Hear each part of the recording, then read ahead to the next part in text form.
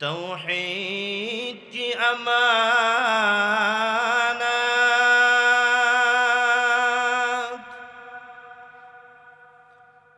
सीनों में है हमारा,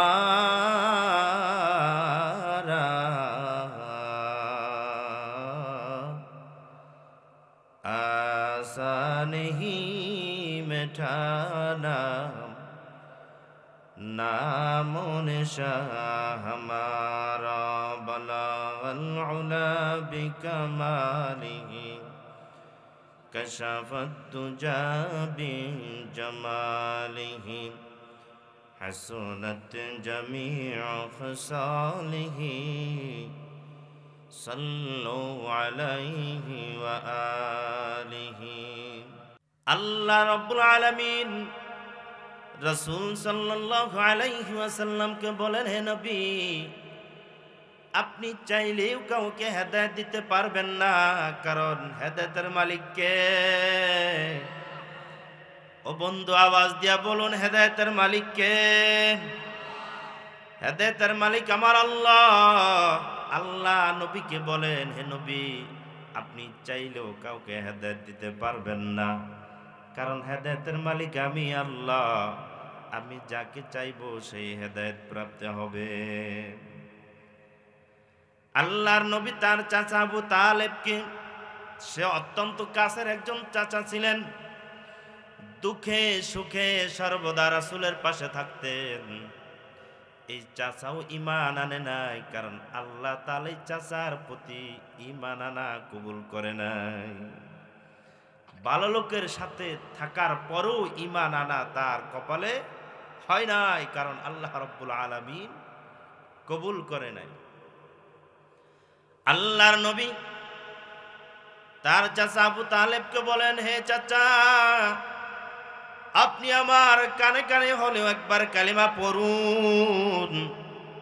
আমি কাল কিয়ামতের দিন, মুসিবতের দিন আল্লাহ রাব্বুল আলামিনের কাছে সাক্ষী দিতে পারবো, আল্লাহ রাব্বুল আলামিন, আয় আল্লাহ, আমার চাচা আমার কানে কানে কালিমা পড়েছে। সাথে সাথে আল্লাহ রাব্বুল আলামিন আয়াত নাযিল করেন, ইন্নাকা লা তাহদি মান আহবাবতা ওয়ালাকিন্নাল্লাহা ইয়াহদি মান ইয়াশা। হে নবী, আপনি চাইলেও কাউকে হেদায়েত দিতে পারবেন না, কারণ হেদায়েতের মালিক হলাম আমি আল্লাহ। সম্মানিত বন্ধুরা আমার, আজকের এই প্যান্ডেলের মধ্যে যারা বয়ান শোনার জন্য আসছেন, কেউ পাঞ্জাবি পরে আসছেন, মাথায় টুপি দিয়ে আসছেন, কেউ বা পাঞ্জাবি পরে মাথা টুপি ছাড়া আসছেন, কেউ পাঞ্জাবি টুপি পরে আসছেন।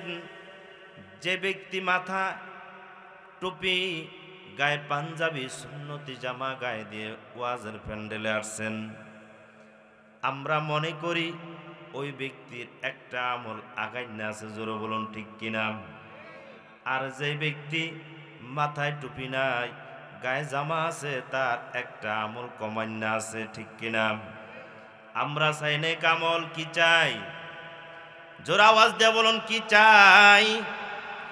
আমরা চাই না কামল। আসর নামাজের পর থেকে, মাগরিবের পর থেকে কোরআন এবং হাদিস অনুযায়ী গুরুত্বপূর্ণ বয়ান চলছিল। হযরত উলামায়ে কেরাম গুরুত্বপূর্ণ বয়ান পেশ করেছেন। যারা কথা বলেছেন কোরআন এবং হাদিস দ্বারাই কথা বলেছেন, কোরআন এবং হাদিসের বাহিরে তারা কোনো কথা বলে নাই। তবে আপনার জিন্দেগি পরিবর্তন করার জন্য একটা কথাই যথেষ্ট, যদি আপনি আমল করতে পারেন। আর যদি আমল না করতে পারেন, সারা রাত্র ইবাদত করার পরেও কোনো কাজে আসবে। যদি আমল না করেন, সারা রাত্র বয়ান চললো, ফজর নামাজ আর পড়ার খবর থাকলো না, এই বয়ান শুনিয়া কি লাভ হবে? এই বয়ান শুনিয়া কি লাভ হবে? বয়ান তো সুখ করার জন্য শুনলেন, এক কান দিয়া ঢুকাইলেন আর কান দিয়া বাহির করে দিলেন। জোরে বলুন ঠিক কিনা? অতএব আমাদের দরকার হলো কি? কি দরকার জোরে বলুন? নেক আমল। জোরে বলুন কি দরকার? নেক আমল। এখন শাবান মাস, এরপরে রমজান মাস, পিছনে গেছে রজব মাস। আল্লাহর নবী রাসূল আরবি সাল্লাল্লাহু আলাইহি ওয়াসাল্লাম যখন রজব মাস আসতেন তখন একটি দোয়া পড়তেন। কি দোয়া? সবাই বলুন, আল্লাহুম্মা বারিক লানা ফি রজব ওয়া শাবান ওয়া বাল্লিগনা রমাদান। দোয়াটা আমরা পড়িনি? দোয়া আমরা পড়িনি। দোয়া পড়ার সুযোগ আমাদের হয় না। উলামায়ে কেরামি দোয়া পড়ে না, আর সাধারণ পাবলিক কি পড়ব? তবে ইমাম সাহেবদের উচিত প্রত্যেক নামাজের পরে যখন তারা দোয়া নেন, এই দোয়াটা পড়া, আল্লাহুম্মা বারিক লানা ফি রজব ওয়া শাবান ওয়া বাল্লিগনা রমাদান। আল্লাহর নবী দোয়া করেছেন, আয় আল্লাহ, রজব এবং শাবানে আমাকে বরকত দান করো। রজব এবং শাবান মাসের বরকত আমাকে দান করো, এবং রমজান পর্যন্ত আমাকে হায়াত দাও। এই দোয়া আমরাও করব। যদি আরবি দোয়া আমরা জানি না, বাংলা দোয়াটা তো করতে পারবো নাকি? তবে রমজান মাস আসার পরে সামনেই তো আমাদের রমজান। রমজান মাস আসার পরে রোজা রাখবো না? কেডা কেডা হাত জাগান? মাশাআল্লাহ, সবাই খুব এলার্ট, সবাই সতর্ক। আমরা সবাই রোজা রাখবো তো ইনশাআল্লাহ? আমরা সবাই রোজা রাখবো তো? নারে তাকবীর। আর রব্বে কারীম আমাদের সকলকে রমজান মাসে রোজা রাখার তৌফিক দান করেন। আমরা বলি আল্লাহুম্মা আমিন। তবে দেখা যায় রমজান মাস আসার পর এমন কিছু মুসলমান ভাইরা আছে, রমজান মাসে রোজা রাখে না, তারা ওপেন রোজাদারের সামনে খায়। তাদের লজ্জাও তো থাকা দরকার। কি বলেন? তাদের লজ্জা থাকা দরকার না? আমি দেখি যে এমন কিছু বাসা বাড়ি আছে, মা বোনেরা রমজান মাসে শত কষ্ট করার পরও রোজা ছাড়ে না, এমন আছে না নাই? মা বোনদের ইবাদতের দিক দিয়ে খুব আগাই না, কিন্তু দেখবেন স্বামী মা বোনদের প্রতি অত্যাচার করেন। আমি রোজা রাখি নাই, তোর বাবার কি? তুই খানা রান্না করবি, এরপর আমার খাওয়াবি। ওই আমার মা, ওই বোন রমজান মাসে রোজা রাখার এরপরও এই দুঃস্থ স্বামীর জন্য দুপুরবেলা রান্না করে এবং তাকে খাওয়ার ব্যবস্থা করে। আছে না নাই? জোরে বলুন। আমরা আজ থেকে প্রতিজ্ঞা করব, পণ করব, রমজান মাসে রোজা রাখবো আর মা বোনদেরকে কষ্ট দিব না। রমজান মাসে রোজা রাখবো, 5 ওয়াক্ত নামাজ পড়বো। এরপরে রমজান মাসে একটা আমল বেশি বেশি করে করব। যে আমলটা নফল ইবাদত করব, আর একটা আমল করব, প্রত্যেকদিন তাহাজ্জুদ নামাজ আদায় করব। রমজান মাসের মধ্যে তাহাজ্জুদের নামাজ পড়া বড় সহজ। জোরে বলুন ঠিক কিনা? রমজান মাসে তাহাজ্জুদের নামাজ পড়া সহজ। আপনি রমজান মাসে উঠবেন, নামাজ আদায় করবেন। রমজান মাসে সেহারি খাওয়ার জন্য উঠবেন। যখন উঠবেনই তখন একটু আগে উঠবেন। আগে উঠে ওযু করে 2 রাকাত করে 6 রাকাত নামাজ পড়বেন। এরপর আপনার জিন্দেগীর জন্য দোয়া করবেন। আপনি কি চাইবেন? আপনি আল্লাহর কাছে চাইবেন। আপনার 2 ফোঁটা চোখের পানি ছেড়ে দিয়ে আল্লাহর কাছে কান্না করবেন, আয় আল্লাহ, জীবনে কত গুনাহ করেছি, তুমি আমার গুনাহটুকু মাফ করে দাও। দেখবেন অবশ্যই আল্লাহ রব্বুল আলামিন আপনার দোয়া কবুল করবেন। এই যে সামনে শবে বরাত আসছে, এরপরে রমজান মাসের পরে আবার শবে কদর।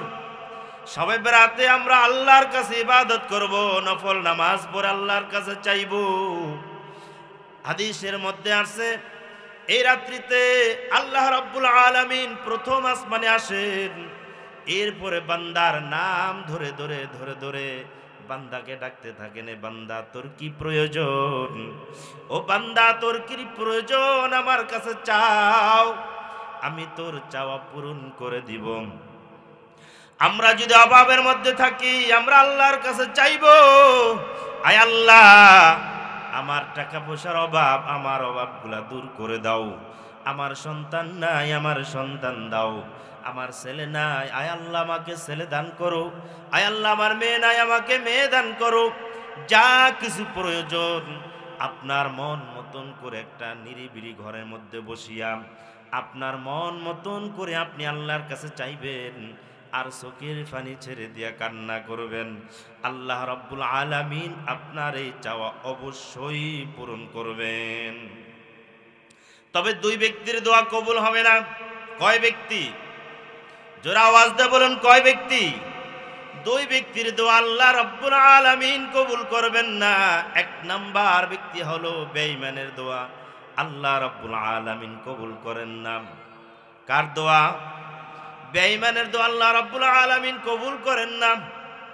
আমরা এখানে যারা আছি আমরা সবাই তো ইমানদার, জোরে বলুন সবাই ইমানদার না? সবাই ইমানদার, যত মুমিন আছে মুসলমান আছে আমি বলি সবাই ইমানদার, কিন্তু খুব সতর্ক থাকতে হবে, খেয়াল রাখতে হবে। আমাদের কিছু কথার দ্বারা কিছু কাজের দ্বারা এমন কিছু হয় যেটা মানুষের ইমানটা পর্যন্ত চলে যায়, অথচ আমরা সেই খবরটাও পর্যন্ত রাখি না। জোরে বলুন ঠিক কিনা? এমন কিছু কথা এমন কিছু বার্তা আমরা বলি, হাসি ঠাট্টা চলে, মানুষের ঈমান চলে যায়, আমরা এদিকে খবর রাখি না। এদিকে সতর্ক থাকতে হবে। কথার, মুসলমানদের কথার মধ্যে একটা মাপকাঠি থাকতে হবে। কি বলুন? মুসলমানদের কথার মধ্যে একটা মাপকাঠি থাকতে হবে। হাসি ঠাট্টা মন চাইলেই করা যাবে না, যেটা হাসি ঠাট্টার মধ্যে মানুষের ঈমান চলে যায়। উদাহরণস্বরূপ, উদাহরণ দেওয়াটাও ঠিক না, তারপর উদাহরণ না দিলে আপনারা বুঝবেন না। এর জন্য উদাহরণস্বরূপ একটা কথা বলি। যেমন আপনাদের মহল্লার কেউ যদি দূরে কোথাও থাকে, হঠাৎ করে সে আপনাদের এলাকায় আসলো, দেখা সাক্ষাৎ হলো, কেউ বলেন কিরে বাবা, কিরে ভাই, কোথায় ছিলি? বলে আমি তো চট্টগ্রামে পাহাড়ে থাকি। একটা কথা বলল, আপনি ডাক দিয়া বললেন বাবা এত দূরে থাকো, এটা তো দুনিয়ার বাহিরে, আল্লাহর অধীনে চলে গেল। জোরে বলো নাউজুবিল্লাহ। আল্লাহর অধীনে কিছু আছে, কিন্তু আপনি বললেন আর আপনার ঈমানটা নষ্ট হয়ে গেল। হাসি ঠাট্টা চলে বললেন, কিন্তু ঈমান বরবাদ হয়ে গেল। ঈমানের দিকে লক্ষ্য রাখবো। ঈমান আনার পরে মুসলমানদের উপর হজ, যাকাত, রোজা, নামাজ যা কিছু আছে সব কিছু ঈমান আনার পরে। ঈমান না আনলে তো তার উপর আর কিছুই না। অতএব বেঈমানের দোয়া আল্লাহ রাব্বুল আলামিন কবুল করে না। এক নাম্বার। দুই নাম্বার কথা হলো, দুই নাম্বার হলো আপনার মুনাফিক, মনের মধ্যে হিংসা আছে, হিংসুটুকের দোয়া আল্লাহ রাব্বুল আলামিন কবুল করবেন না। যেমন আপনার মহল্লার মধ্যে কেউ যদি একটা আসনে বসে, সভাপতির আসনে কেউ যদি বসে, আরেকজন তার হিংসা করে এমন ভাবে ভাব দেখা যেন তাকে চেয়ার থেকে টেনে নামিয়ে ফেলবো, এরকম সমাজের মধ্যে আছে না নাই? জোরে আওয়াজ দেওয়া বলুন, আছে না নাই? এমন অভাব নাই, একজন আরেকজনের পিছনে লাগে। একজন ভালো পদে আছে, ভালো চেয়ারে বসা আছে, ভালো আসনে আছে, তার হিংসা করবেন কেন? আল্লাহ রাব্বুল আলামিন তাকে এই চেয়ারটার জন্য কবুল করেছেন, এই জন্য এই ব্যক্তি চেয়ারের অধিকারী হয়েছে। আপনি আমি এই চেয়ারের অধিকারী হইতে পারি না, এই জন্য এই চেয়ারের থেকে আল্লাহ রাব্বুল আলামিন আপনাকে আমাকে কবুল করে নাই। কয় ব্যক্তির দোয়া আল্লাহ রাব্বুল আলামিন কবুল করবেন না? দুই ব্যক্তির দোয়া। এক নাম্বার বেঈমান, দুই নাম্বার হিংসুকের দোয়া আল্লাহ রাব্বুল আলামিন কবুল করবেন না। আমরা এখানে যারা আসছি, এর মুসলমান ভাই ও পর্দার অন্তরের মা ও বোনেরা, আমরা এখানে আসছি, আমাদের সকলে একটা উদ্দেশ্য আছে না নাই? জোরে বলুন, উদ্দেশ্য আছে না নাই? এখানে আসলে যে আমাদেরকে তবারক খাওয়াবে এই উদ্দেশ্য করে আমরা কেউ আসি নাই। এখানে আসার পিছনে আপনার আমার একটা উদ্দেশ্য আছে, সেই উদ্দেশ্যটা হলো আল্লাহ রাব্বুল আলামিনকে রাজি খুশি করা। জোরে বলুন ঠিক কিনা? কাকে রাজি খুশি করা? আল্লাহ রাব্বুল আলামিনকে রাজি খুশি করাই হলো আমাদের কাজ। আল্লাহ যদি আমার উপরে রাজি হন তাহলে আমার জীবনটা সফল, আর আল্লাহ যদি আমার উপরে নারাজ হয়ে যান তাহলে আমার এই পার্থিব জীবনের আর কোনো মূল্যই থাকলো না। ইয়ালামুনা যাহিরাম মিনাল হায়াতিদ দুনিয়া ওয়া হুম আনিল আখিরাতি হুম গাফিলুন। আল্লাহ রাব্বুল আলামিন বলেন, মানুষ আজ পার্থিব জীবনের বাহ্যিক দিক সম্পর্কে অবগত, আখিরাত সম্পর্কে তারা গাফেল। আমরা আখিরাতের কোনো খবর নেই না, আখিরাত থেকে আমরা অনেক দূরে। কাসারাবিম বিকিয়াতি ইয়াহসাবুহু যামআনু মা হাত্তা ইযা জাআহু লাম ইয়াজিদহু শাইআ। রাসূল সাল্লাল্লাহু আলাইহি ওয়াসাল্লাম বলেন, মরুভূমির মধ্যে মুসাফির যেমন পানির সন্ধানে দৌড়ায়, পানির সন্ধানে মুসাফির দৌড়ায় অথচ পানি পায় না।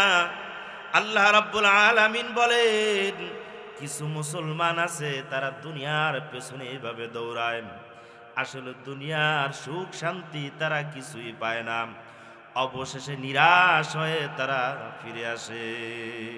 কাসারাবিম বিকিয়াতি ইয়াহসাবুহু যামআনু মা হাত্তা ইযা জাআহু লাম ইয়াজিদহু শাইআ।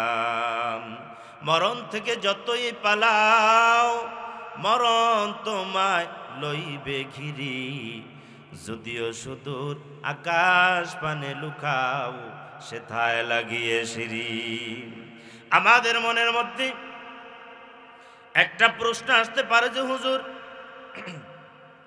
কি বললেন, কিছুই তো বুঝলাম না, সুখ শান্তি পাইলাম না কেমনে?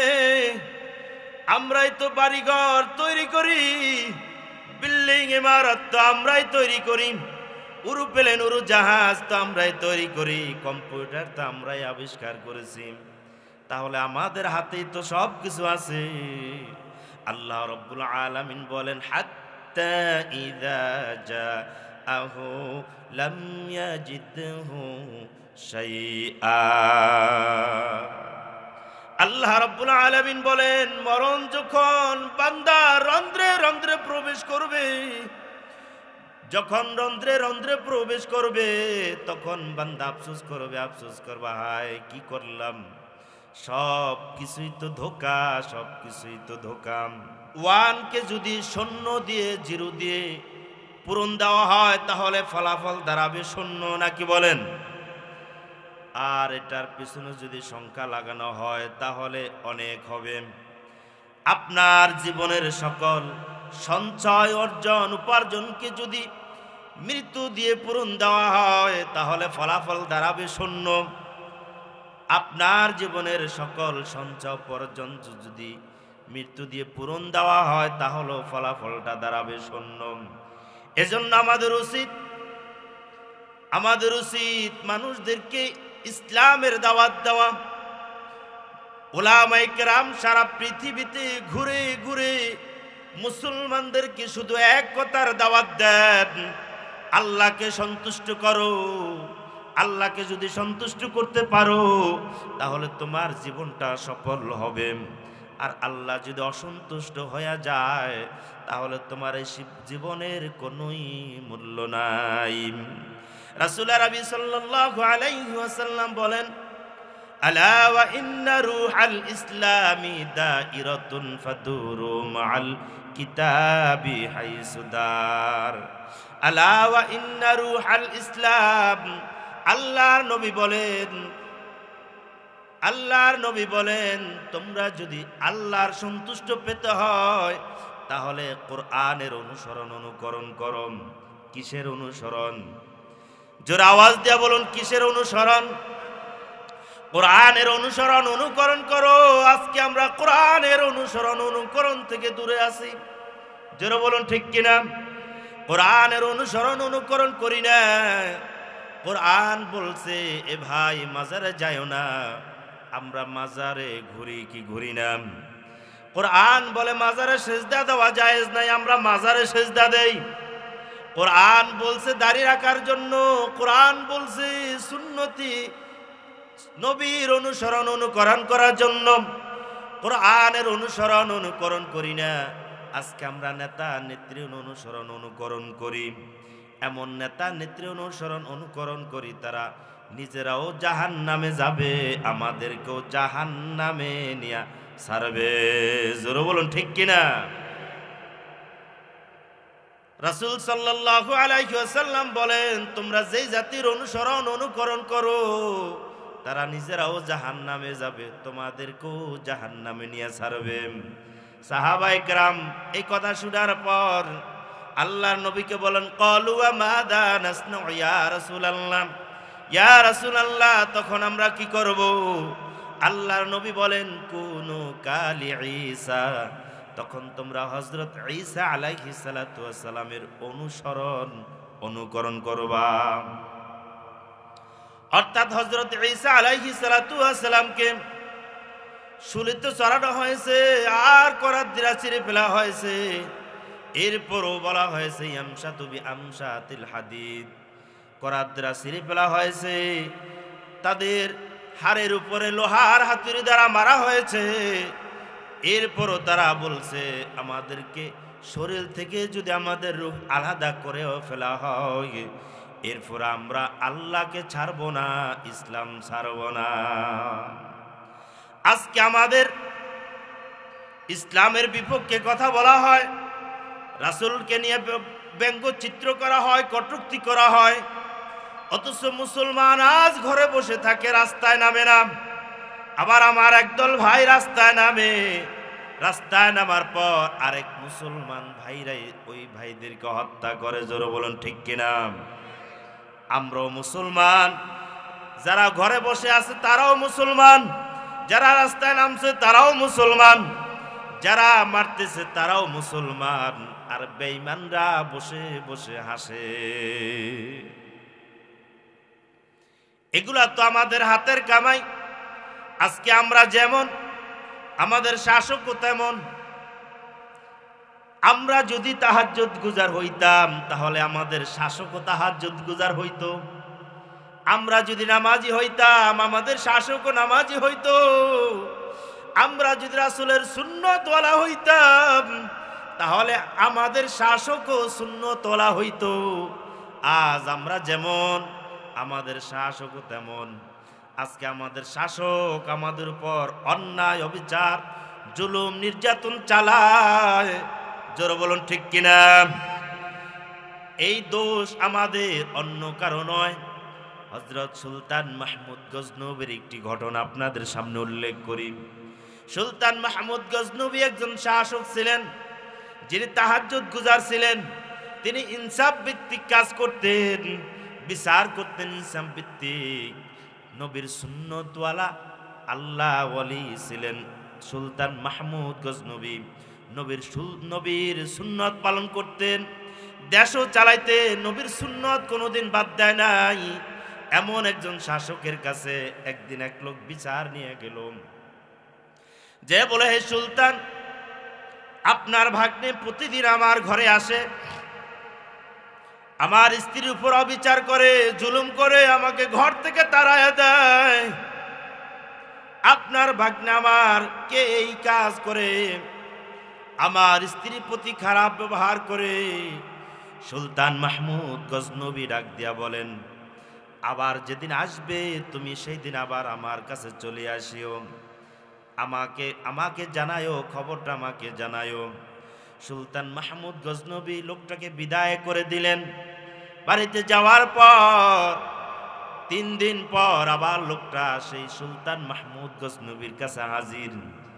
যেবার রাগ করে বলে, রে সুলতান, আপনার ভাগ্নে আজকে আমার ঘরে আসছে, আমাকে ঘর থেকে বাহির করে দিছে এবং আমার স্ত্রীর প্রতি অবিচার করছে, আপনি একটা কিছু করতেই হবে। সুলতান মাহমুদ গজনবী আর কোনো কথা বলে না, কাদের মধ্যে তরবারি লইয়া লোকটাকে সাথে নিয়ে চলে গেলেন ডাইরেক্ট ঘরের মধ্যে। সোজা ঘরের মধ্যে তার বাড়িতে গেলেন। বাড়িতে যাওয়ার পর ঘরের মধ্যে প্রবেশ করিয়া লোকটাকে বললেন, বাতি নিভাইয়া দাও। বাতি নিবানো হলো।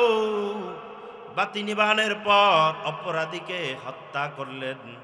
হত্যা করার পর লোকটাকে বললেন, এবার বাতি জ্বালাও। বাতি জ্বালাইলেন। বাতি জ্বালানোর পর চেহারার দিকে তাকাইলেন এবং আলহামদুলিল্লাহ বললেন। আর লোকটাকে বললেন, যাও 1 গ্লাস পানি নিয়ে আসো। লোকটা দৌড়ে গেলেন, গ্লাসে করে পানি নিয়ে আসলেন। পানি এনে সুলতানের কাছে দিলেন। দেওয়ার পর সুলতান মাহমুদ গজনবী পানিটা হাতে নিলেন। হাতে নেওয়ার পর এবার সুলতান মাহমুদ গজনবী কে প্রশ্ন করা হয়, হে সুলতান, আপনি ঘরের মধ্যে ঢুকলেন, বাতি নিভাইয়া দিলেন, এরপরে আপনি অপরাধীকে হত্যা করার পর বাতি জ্বালাইতে বললেন। বাতি জ্বালানোর পর অপরাধীর চেহারার দিকে তাকায় আলহামদুলিল্লাহ বললেন। এরপরে আবার পানি আনতে বললেন, কারণ কি কিছুই তো বুঝলাম না। সুলতান মাহমুদ গজনবী ডাক দিয়া বলে, আজকে তুমি আমার ভাগ্নের ব্যাপারে বিচার নিয়ে গেছো।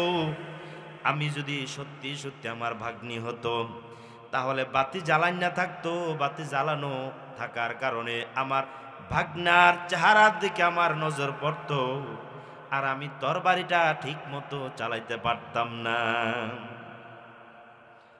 তারা কেমন শাসক, আজ আমাদের শাসক কেমন।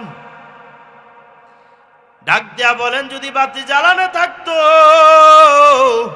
তাহলে আমি তরবারি ঠিক মতো চালাইতে পারতাম না।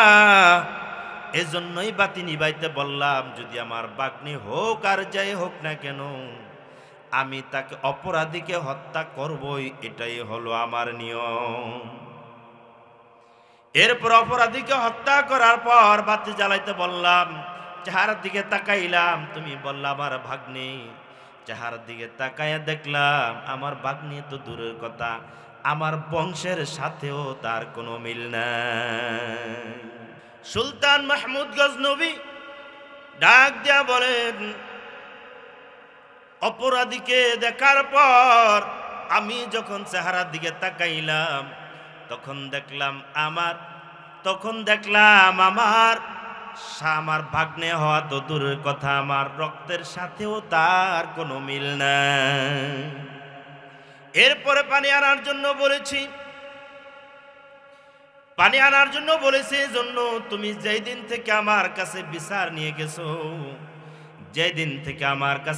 নিয়ে গেছো, ওই দিন থেকে এখন পর্যন্ত আমি কিছু খাই নাই, তোমার এইটার সুরাহা না করা পর্যন্ত। আজকে আমরা যেমন, আমাদের শাসকও তেমন, তারা যেমন ছিলেন তাদের শাসকও তেমন ছিলেন। আমরা যদি তাহাজ্জুদ গুজার হই, তাহলে আমাদের শাসক অত্যন্ত পক্ষে নামাজি হবে। জোরে বলুন ঠিক কিনা। আমরা যদি সুন্নতওয়ালা জিন্দেগি করতে পারি, আমাদের শাসক অত্যন্ত পক্ষে আলেম ওলামাদেরকে মহাব্বত করবে। জোরে বলুন ঠিক কিনা। এজন্য আমরা চাই কি আল্লাহ তাআলাকে রাজি খুশি করা। জোরে বলুন ঠিক কিনা। আমরা চাই আল্লাহকে রাজি খুশি করা, আল্লাহ আমাদের উপর রাজি হন, এটাই তো আমরা চাই। জোরে বলুন ঠিক কিনা। এজন্য যদি আল্লাহ রাজি খুশি চাই, তাহলে গুনাহের কাজ ছাড়তে হবে, নেকের কাজ আপনার আমার করতে হবে। আপনাদের সামনে ছোট্ট একটি ঘটনা উল্লেখ করি। মনসুর ইবনে আম্মার বলেন, আমার একজন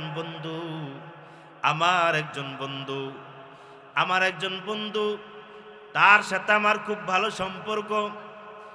সর্বদা একসাথে দুইজনে নামাজ আদায় করতে মসজিদে যেতাম। এরপরে দুজনে একসাথে ঘোরাফেরা করতাম, জিকির আজকার করতাম। রাত্রিবেলা যখন তাহাজ্জুদের সময় হইতো, আমার বন্ধু আমাকে ডাকতো, বন্ধু ওঠো। দুই বন্ধু মিলে একসঙ্গে আমরা তাহাজ্জুদের নামাজ পড়তাম। হঠাৎ করে একদিন আমার বন্ধু অসুস্থ হয়ে পড়ে। আমি বাসায় গেলাম বন্ধুকে দেখার জন্যে। যে বললাম, বন্ধু তুমি অসুস্থ হয়ে গেছো। বন্ধুর বাড়ির দরজায় টোকা দিলাম। ভিতর থেকে একজন কচি সুরে আওয়াজ দেয়, কে তুমি? ডাক দিয়া বললাম, আমি তোমার আব্বার বন্ধু মানসুর ইবনে আম্মার। আব্বার কাছে যা বলো তোমার বন্ধু এসেছে। ছোট কচি বাচ্চা বাবার কাছে যা বলে, বাবা তোমার একজন বন্ধু আসছে। বাবা ডাক দিয়া বলে, বন্ধুকে ভিতরে আসতে বলো। ভিতরে যায় দেখে বন্ধু উঠানের মধ্যে শোয়া। ডাক দিয়া বলে, বন্ধু তোমার কি হয়েছে বলো।